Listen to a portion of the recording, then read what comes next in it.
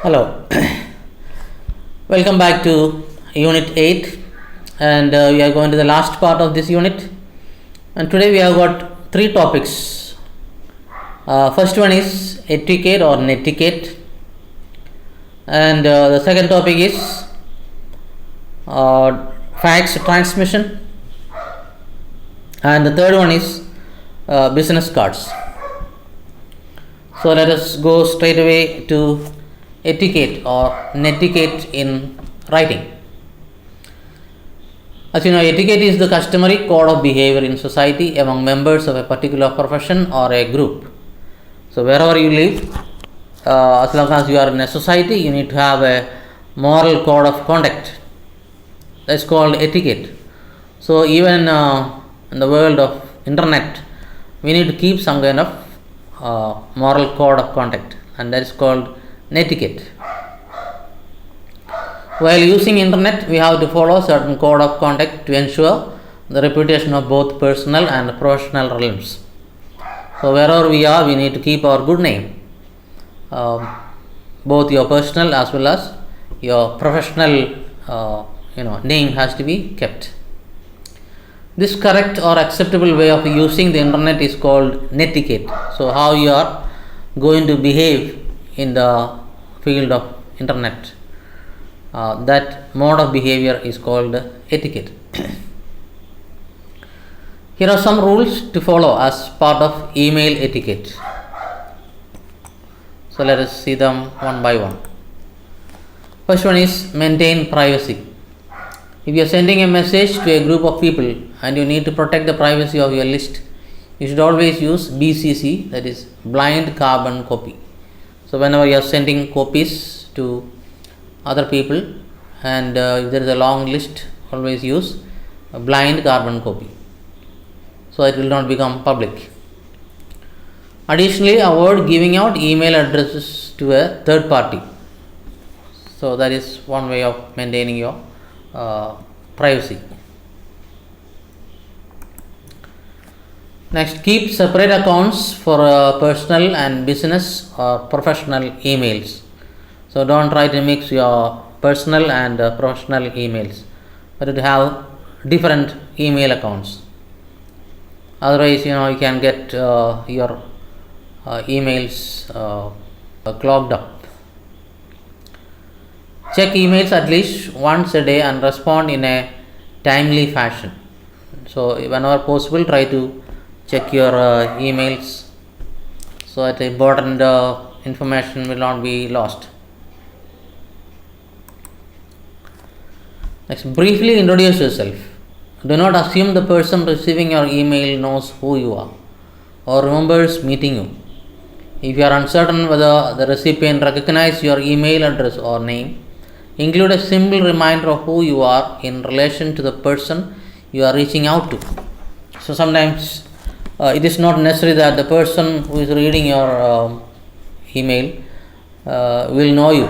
So it is always good to introduce yourself, give a brief account of who you are, so that the person will know who you are. Next, be clear in your subject line. So always mention what is the topic of your mail. With inboxes being clogged by hundreds of emails a day, it is crucial that your subject line gets to the point. So if you are mentioning a subject line, it is easy for the people to know what you are actually writing about. It should be reasonably simple and descriptive of what you have written about. So subject lines should be very brief. It gives you an idea of what you are writing. Don't email angrily. So certain don't do's.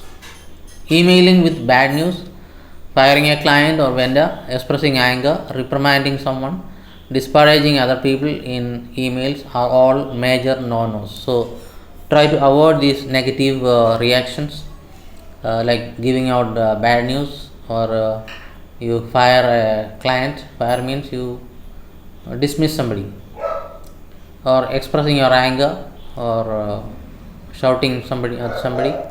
So these are all not allowed. Try to avoid them. Then avoid using emoticons, jargon or slang, like words from grown business people using shortcuts such as for you instead of for you. Instead of writing a for, you write for, or great, you write gr8. In business related email is not acceptable. So whenever if you are writing personal, it's okay, but if it is a business mail, try to avoid this kind of short forms. You wouldn't put a smiley face or emoticon on your business correspondence, so you shouldn't put it in an email message either. So avoid emoticons in your emails, especially business emails. Your email is a reflection of you. So just like a letter writing, email also is a reflection of your personality. Every email you send adds to or detracts from your reputation. If your email is scattered, disorganized, and filled with mistakes, the recipient will be inclined to think of you as a scattered, careless, and irresponsible person. So, whenever you are sending an email, it either attracts people or repels them, or either it keeps your personality, it gives you a good name or a bad name. If your email is looking scattered or disorganized and filled with a lot of mistakes, then definitely the person who reads that will get a very bad impression about who you are. Next, we are going to the topic fax transmissions. I hope you know what is a fax machine. I don't know whether you have seen them, but there is something called faxing. Though after the arrival of email, this faxing also has almost become extinct. But actually, it's a machine attached to the phone. So without phone, usually the fax machines don't work. Always remember, faxing documents is a business process. As such, keep in mind these basic guidelines. So we send faxes for business or official purposes. Always include a cover page free of any unnecessary information or artwork.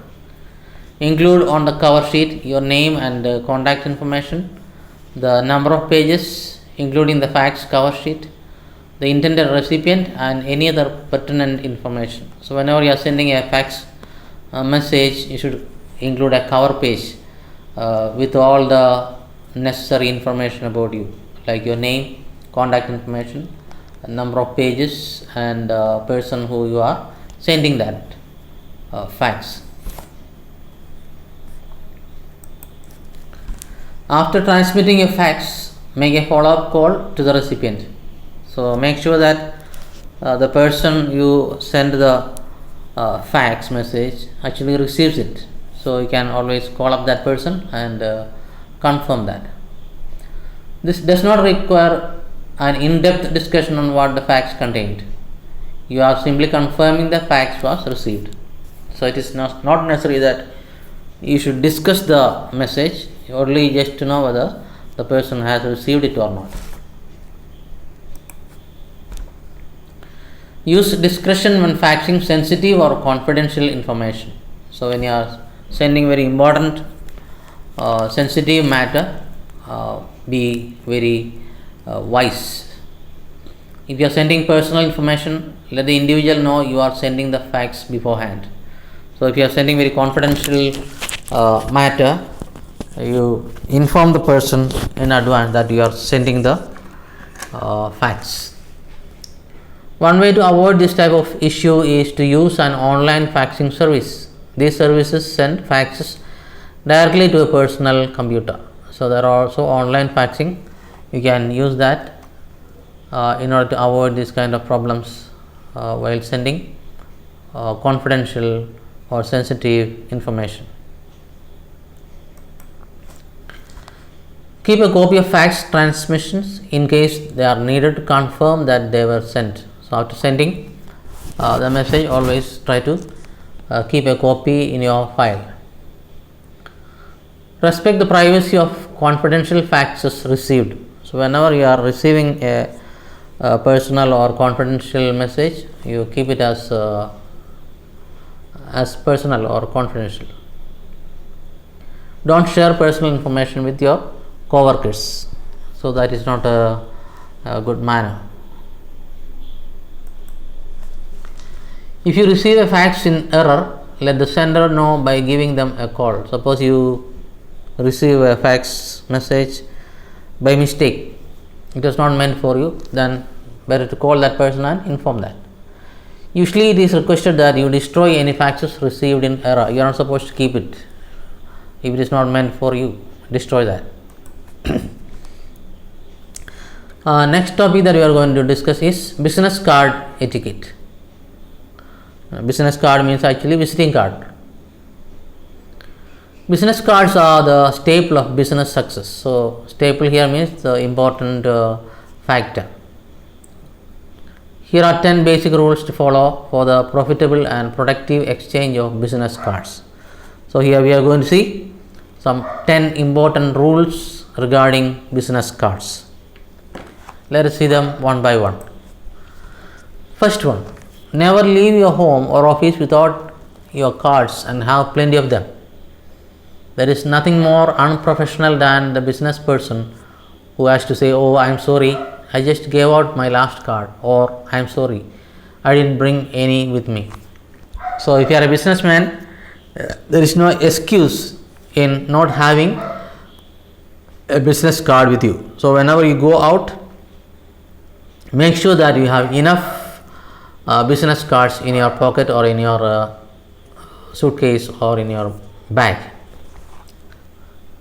You cannot give an excuse to anybody telling that you don't have business cards. Second rule is that keep your cards in a business card case or in something that protects them from wear and tear. A crumpled business card makes a poor first impression. So second rule is that always keep your business cards safely with enough protection so that they don't get damaged.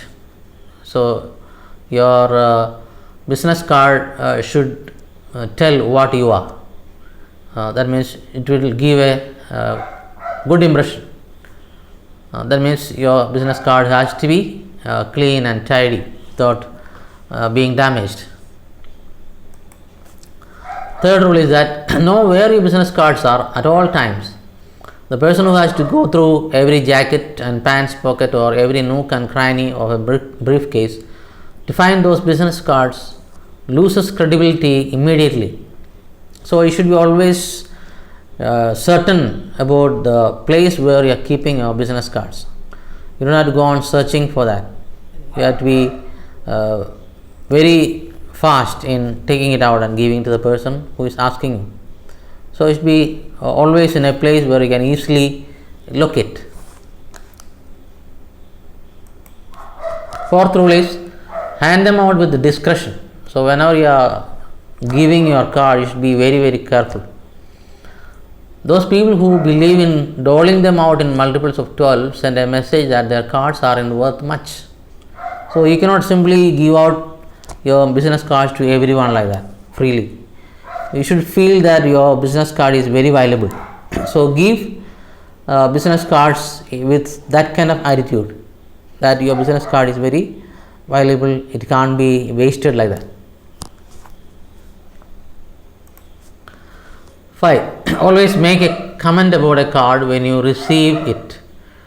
Not the logo, the business name or some other piece of information.